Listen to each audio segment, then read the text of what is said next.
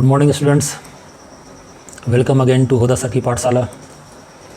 आज मैं आपके लिए लेकर के आया हूँ आपके history chapter the rise of nationalism in Europe part 2। Part 1 में हम लोगों ने 1789 फ्रेंच रिवॉल्यूशन, 1804 नेपोली कोड, फिर वियना कांग्रेस, बारबन डेस्टिनी दोबारा रिस्टोर कैसे हो गया, और आखिरकार पढ़ा कि ऑटोमन एम्पायर से ग्रीक कंट्री को किस तरीके से रिकॉग्निशन मिल गया इंडिपेंडेंस का। तो आइए अब इसके बाद हम लोग देखते हैं आगे hunger, hardship and popular revolt. 1830 में यूरोप में बहुत सारी प्रॉब्लम्स आनी शुरू हो गई। सेकेंड हाफ 19th सेंचुरी का हम लोगों ने देखा कि यूरोप की आबादी बहुत तेज़ी के साथ बढ़ती चली जा रही थी। लोग बेरोज़गार हो रहे थे। बेरोज़गारी का मेन कारण जो ये था कि गांव में जो कॉटन का प्रोडक्शन होता था, जिसको शहरों में टेक्सटाइल उद्योगों को भेजा जाता था, इंडस्ट्रियल रिवॉल्यूशन इंग्लैंड में होने के बाद इनकी टेक्सटाइल की डिमांड कम हो गई।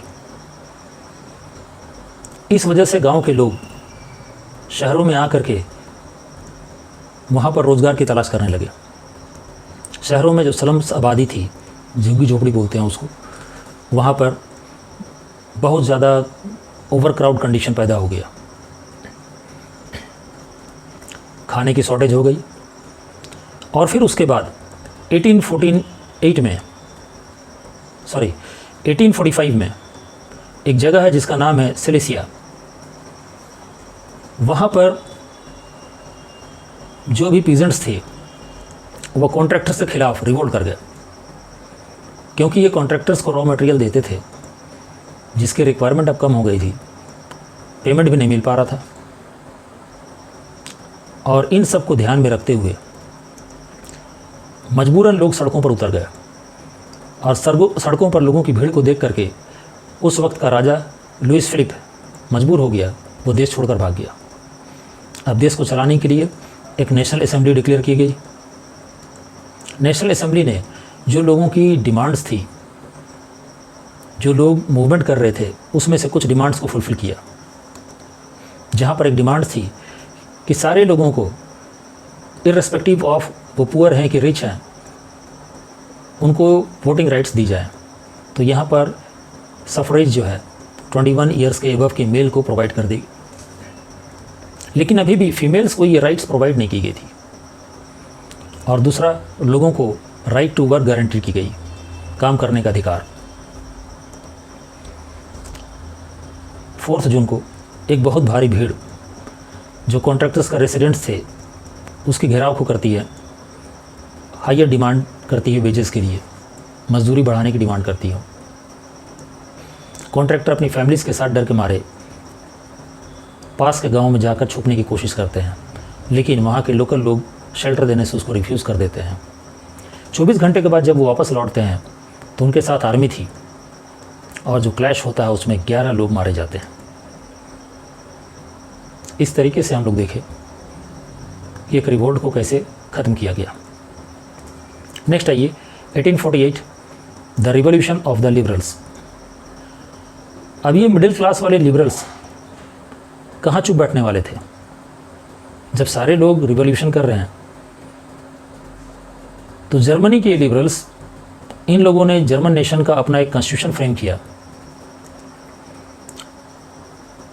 सारे औरत और मर्द जो लिबरल मिडिल क्लास के थे वो लोग मिलकर के सेंट पॉल चर्च जो कि फ्रैंकफर्ट में है उसको असेंबली बनाया, यानी पार्लियामेंट के तौर पर इस्तेमाल में लाया, और वहीं पर कॉन्स्टिट्यूशन का फॉर्मेशन किया गया।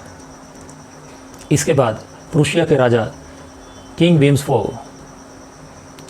उसके पास गए, उन्होंने इस प्रपोजल को रिजेक्ट कर दिया।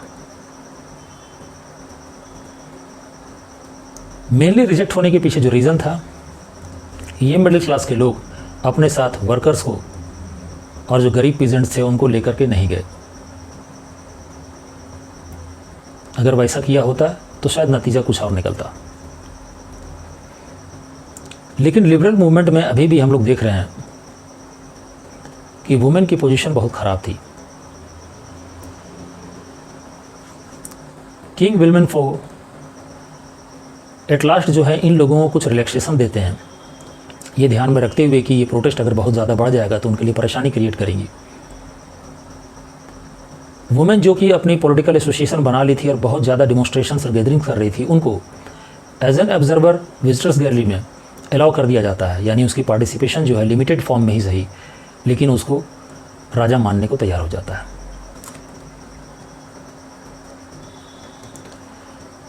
अब नेक्स्ट आइए हम लोग देखते हैं यूनिफिकेशन ऑफ जर्मनी, कि जर्मनी का यूनिफिकेशन कैसे हुआ। 1848 में बहुत सारे लोगों ने मिल करके कॉन्स्टिट्यूशन मोनार्की बनाने का फॉर्मेशन कोशिश की वहाँ पर जर्मनी में, लेकिन वो फेल कर गए। फिर हम लोगों ने देखा कि फ्रैंकफर्ट में किस तरीके से कॉन्स्टिट्यूशन बनाया गया, और उस वक्त के जर्मन के जो किंग थे उन्होंने इसे रिफ्यूज़ कर दिया था। आखिरकार ये लोग जो बड़े लैंडलॉर्ड्स थे जर्मनी के, इनको जंकर्स बोला जाता था, इनका सपोर्ट लेते हैं। जंकर्स तैयार हो जाते हैं इनको सपोर्ट करने के लिए, और फिर 1848 में प्रूशिया जो है इसके लीडरशिप में नेशनल यूनिफिकेशन की कोशिश की जाती है।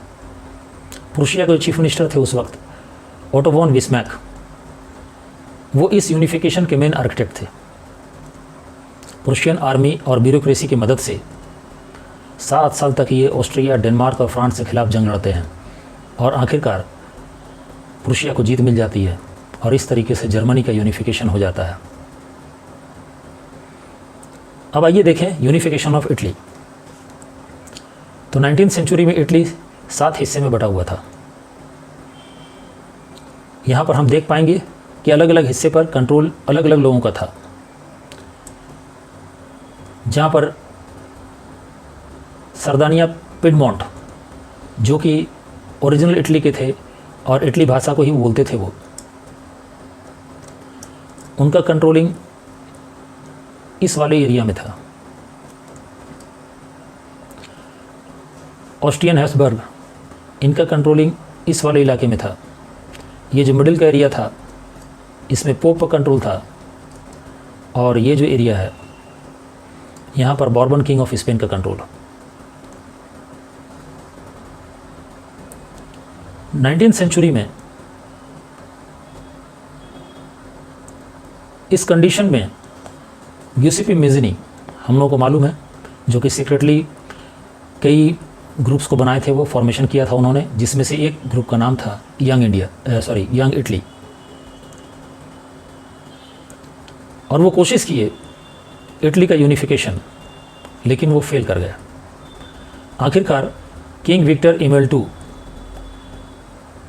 वो जंग के सहारे यूनिफिकेशन ऑफ इटली को करने की कोशिश किए। उन्होंने अपने चीफ मिनिस्टर केवर से ये बात कहा। केवर जो है फ्रांस की मदद से ऑस्ट्रियन फोर्सेस को 1859 में डिफीट कर देता है, और इस वाले इलाके पर कंट्रोलिंग हो जाती है। यहाँ पहले ही कंट्रोल था।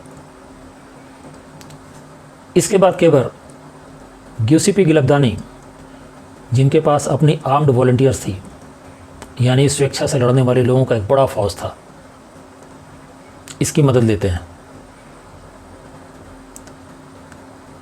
उनको जो है लोकल किसानों का भी सपोर्ट मिलता है, और इस तरीके से ये वाला जो इलाका था बॉर्बन किंग ऑफ स्पेन वाला, इसको भी ये जीत लेते हैं।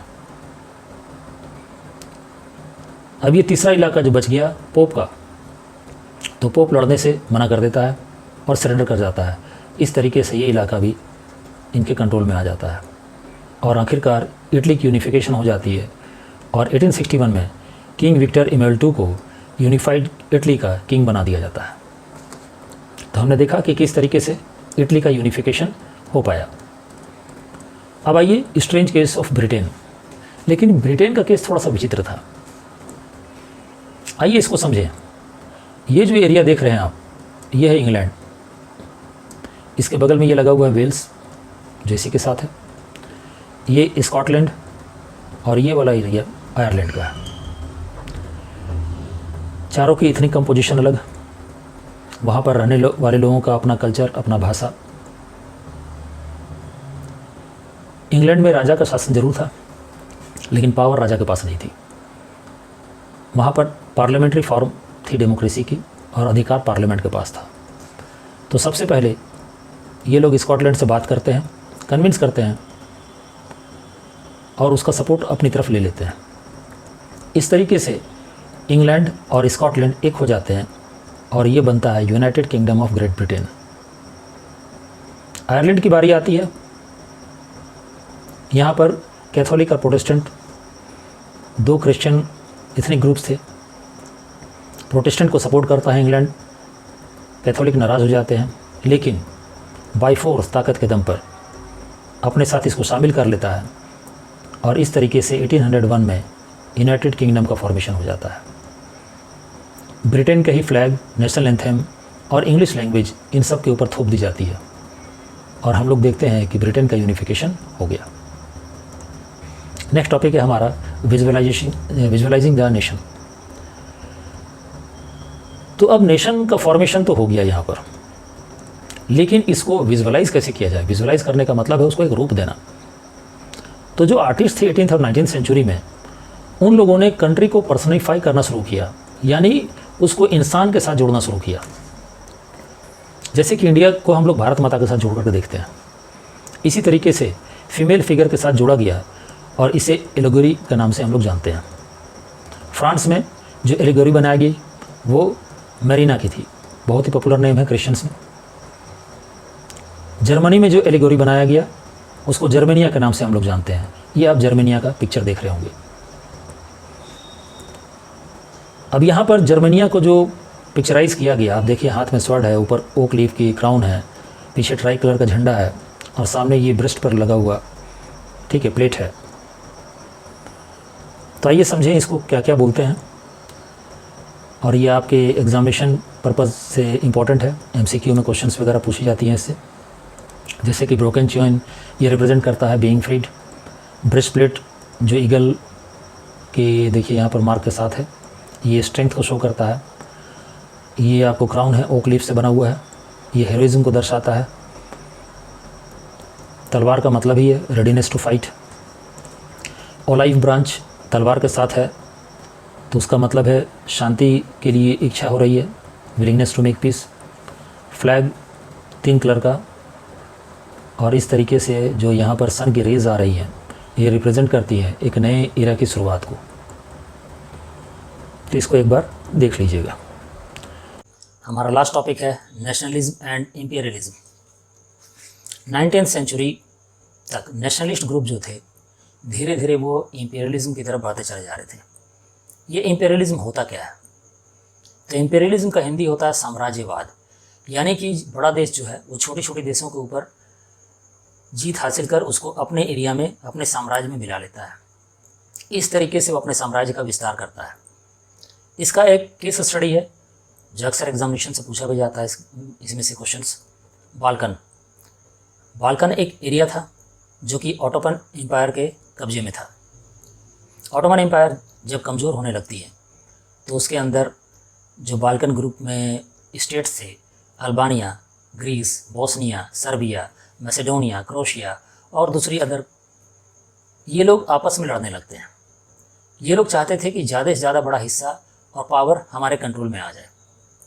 ये लड़ाई आगे बढ़ती चली जाती है और वहाँ पर फिर जो उस टाइम के पावरफुल कंट्रीज़ थे जिसमें Russia, Germany, England, Austria, Hungary, ये लोग भी कूद पड़ते हैं।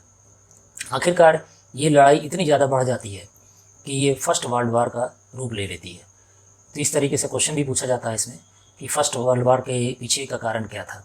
तो वो बाल्कन का टेंशन था। अब उसके बाद एंटी इंपेरियल मूवमेंट जो है वो भी स्टार्ट हो जाती है। लोगों को ये पसंद नहीं आता है। यूरोप के जो कॉलोनियल रूल्स थी उसके खिलाफ भी लोग जो है खड़े हो जाते हैं। और इस तरीके से हम देखते हैं कि हमारा ये चैप्टर कंप्लीट हो गया। अगर आपको हमारा चैप्टर, हमारा चैनल पसंद आया हो तो आप इसे लाइक करें, सब्सक्राइब करें और अपने दोस्तों के साथ शेयर करें। आप चाहें तो स्क्रीनशॉट लेकर के इसका नोट्स बना सकते हैं।